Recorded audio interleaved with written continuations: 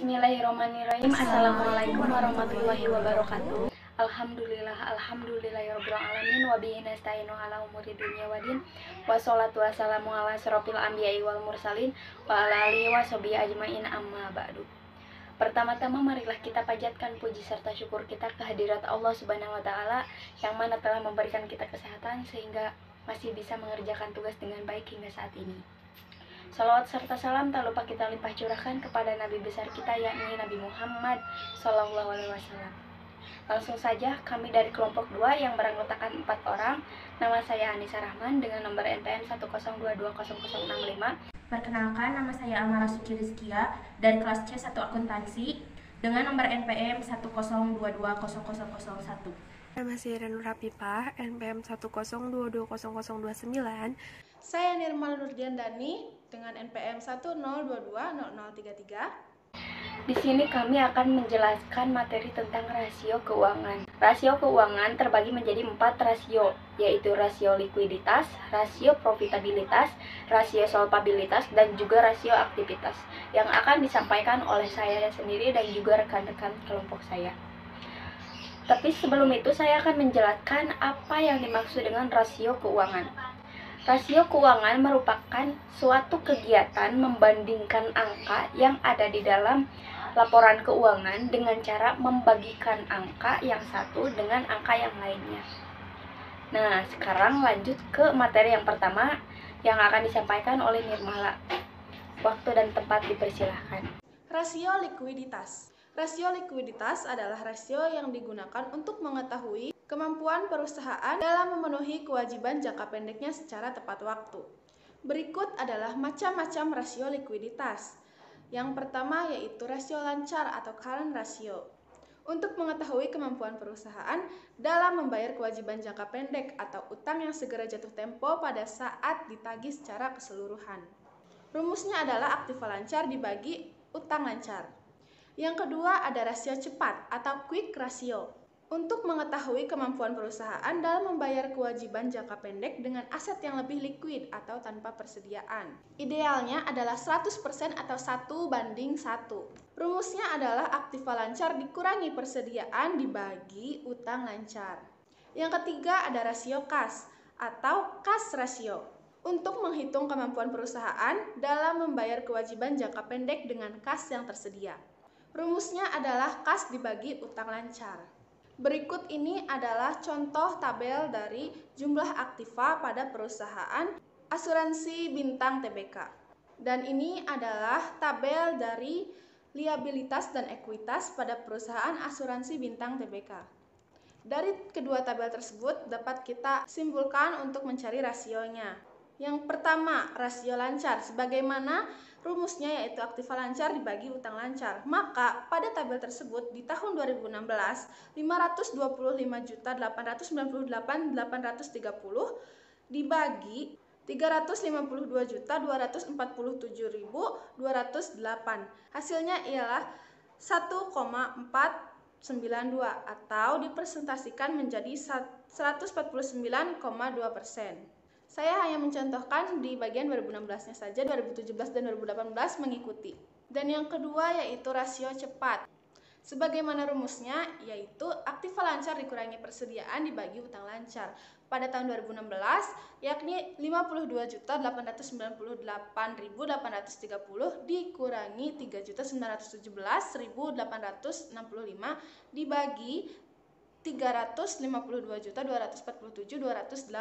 Hasilnya ialah 1,481 atau jika dipresentasikan menjadi 148%. Dan yang terakhir ada rasio kas. Sebagaimana rumusnya, rasio kas yaitu kas dan setara kas dibagi utang lancar. Sehingga pada tahun 2016 bisa diperhitungkan bahwasanya 20.921.176 dibagi 352.247.208. Hasilnya ialah 0,0593 atau jika dipresentasikan menjadi 5,93%. Rasio profitabilitas adalah sekelompok rasio yang menunjukkan pengaruh kombinasi likuiditas, manajemen aset, dan utang atas hasil operasi. Beberapa margin yang ada dalam rasio profitabilitas adalah margin operasi. Rasio ini mengukur laba operasi atau laba sebelum bunga dan pajak dari setiap dolar penjualan. Rasio ini dihitung dengan membagi laba operasi dengan penjualan sehingga menghasilkan laba operasi per dolar penjualan. 2. Margin laba. Margin laba atau profit margin adalah rasio yang mengukur laba neto per dolar dari penjualan dan menghitung dengan membagi neto dengan penjualan. Pengembalian total aset atau return of total asset adalah rasio laba neto terhadap total aset. Cara perhitungannya yaitu hasil bagi dari laba neto dengan aset total memberikan nilai pengembalian atas total aset. Pengembalian atas ekuitas saham biasa. Pengembalian atas ekuitas saham biasa atau return on common equity adalah rasio laba neto terhadap ekuitas saham biasa. Cara perhitungannya adalah laba neto dibagi ekuitas saham biasa. Pengembalian atas modal yang diinvestasikan. Pengembalian atas modal yang diinvestasikan atau return on invest capital adalah rasio laba operasi setelah pajak total modal yang diinvestasikan.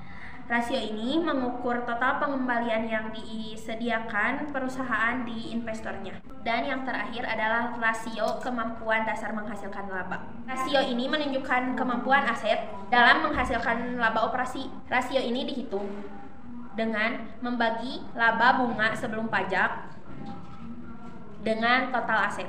Rasio ini menunjukkan kemampuan aset perusahaan dalam menghasilkan laba sebelum dipengaruhi oleh pajak dan hutang, serta berguna ketika membandingkan perusahaan-perusahaan dengan kondisi utang dan pajak. Rasio-rasio profitabilitas diperlukan untuk pencatatan transaksi keuangan, biasanya dinilai oleh investor dan kreditur untuk menilai jumlah laba investasi yang akan diperoleh oleh investor dan berdasarkan laba perusahaan untuk menilai kemampuan perusahaan untuk membayar hutang kepada kreditur berdasarkan tingkat pemakaian aset dan sumber daya lainnya, sehingga terlihat tingkat efisien perusahaannya. Apa yang dimaksud dengan rasio solvabilitas? Jadi, rasio solvabilitas atau yang juga dikenal dengan sebutan leverage ratio ialah suatu rasio yang digunakan dalam rangka menilai kemampuan sebuah perusahaan atas pelunasan hutang dan seluruh kewajibannya dengan menggunakan jaminan modal maupun aktiva atau harta kekayaan dalam bentuk apapun yang dimiliki dalam jangka panjang serta jangka pendek. Jadi, rasio solvabilitas itu memiliki beberapa jenis. Yang pertama ada debt ratio atau rasio utang. Jadi rasio ini merupakan jenis rasio yang digunakan untuk mengevaluasi besaran perusahaan sesuai jumlah utang untuk dapat membiayai aset. Dengan rasio ini jumlah keseluruhan aset dan uang diperbandingkan. Yang kedua ada debit to equity ratio. Jenis rasio ini merupakan rasio utang atas ekuitas atau kepemilikan dalam bentuk nilai uang. Semakin kecil rasio berarti kondisi perusahaan sedang membaik.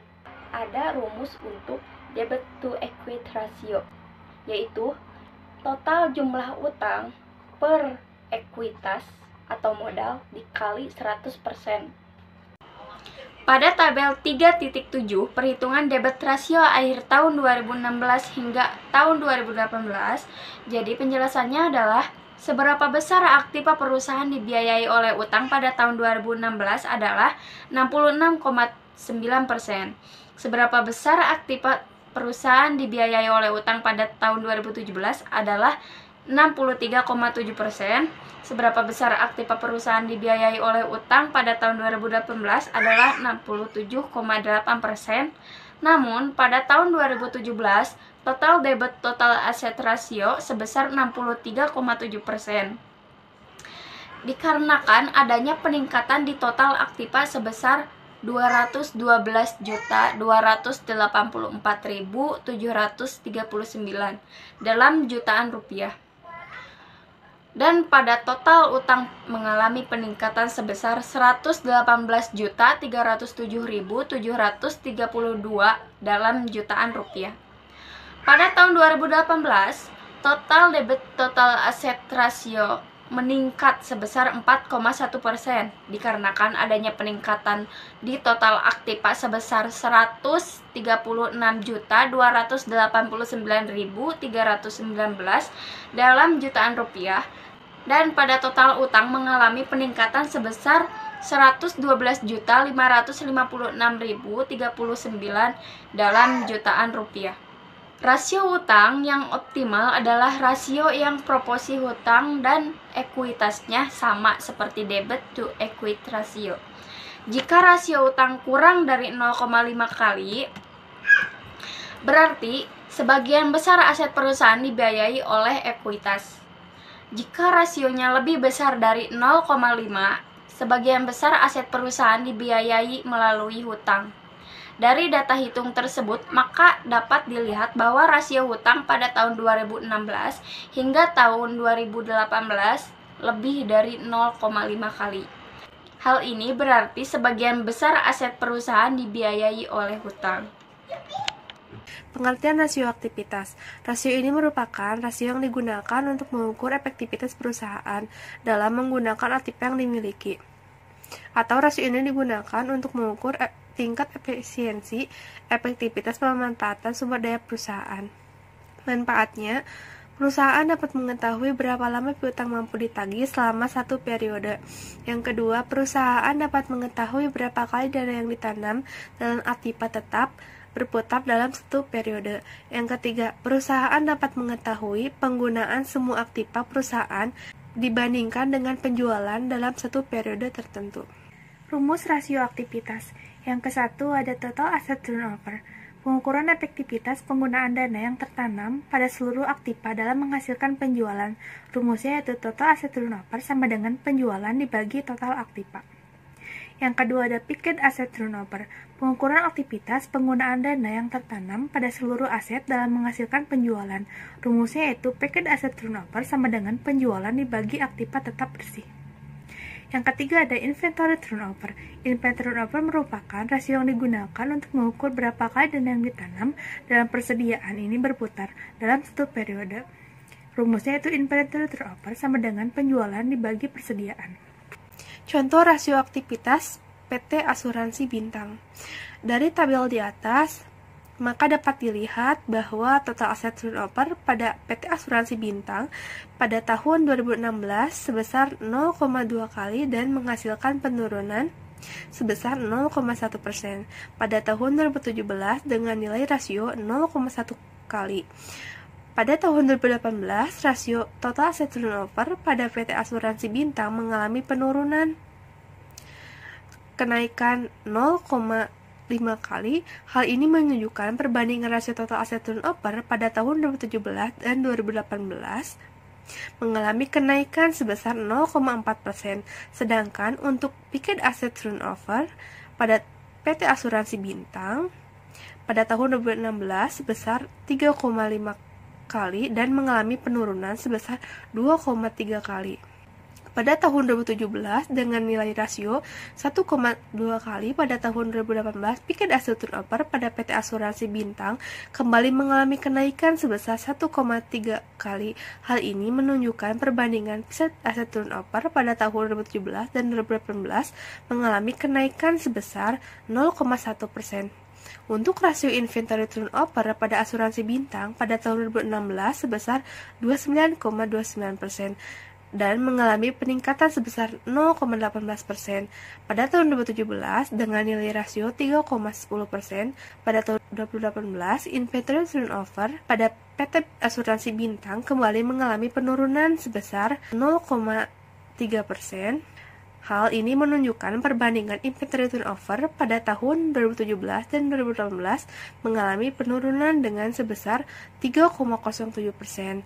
Dari data di atas, maka dapat dilihat PT Asuransi Bintang memiliki nilai rasio yang bagus dan meningkat. Artinya, secara umum, kemampuan perusahaan untuk menggunakan sumber daya perusahaan semakin meningkat, sehingga penjualan dan keuntungan relatif bagus. Rasio-rasio aktivitas yang baik akan membuat perusahaan memiliki peluang yang besar untuk mendapat keuntungan. Baik, kesimpulannya adalah rasio keuangan dibagi menjadi 4. Yang pertama yaitu rasio likuiditas, rasio profitabilitas, rasio solvabilitas, dan rasio aktivitas. Pada rasio likuiditas dibagi menjadi 3, yakni rasio lancar, rasio cepat, dan rasio kas. Kemudian pada rasio profitabilitas dibagi menjadi 3. Yang pertama yaitu gross profit margin, dan yang kedua return on investment, dan yang ketiga yaitu return on equity. Lalu ada rasio aktivitas dibagi menjadi 3 juga, yakni total asset turnover, fixed asset turnover, dan inventory turnover.